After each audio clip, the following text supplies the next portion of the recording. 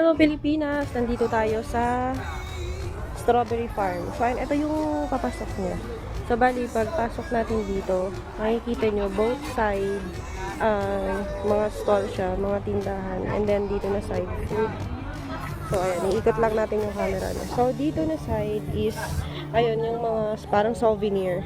So, dito naman yung mga strawberry, ayan, mga pagkain dito na side. So, isa talaga sa nakaka-amaze dito sa Baguio is yung very organized sila and then clean talaga. So, napakaganda for tourists. So, ayan, abangan natin. Papunta na tayo sa farm mismo. Ayan.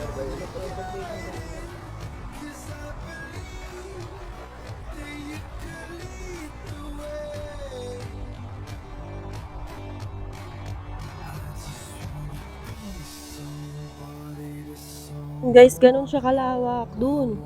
Punta po tayo dun sa pinakadulo na yun. Doon. Ang lawak. Ayan. Strawberry. Ang dami, oh. Ayan, oh. Wow. Ang dami. Ang daming bunga, ayan. Ganda, guys. So, ayan. Dito na side, may malalaki. Ayan, oh.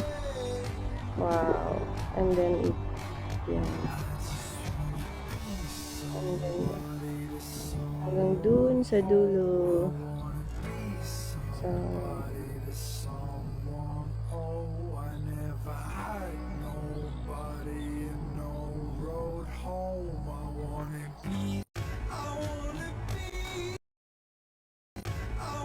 so, ayan guys, nandito ako sa gitna ng farm. So, dito na side, mga lettuce.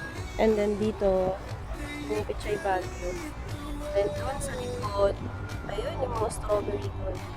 Ang lawak. Ang lawak, ayun. Ang dami, ayun. Mga strawberry, lettuce, and then pechay bagyo. Ang ganda rin.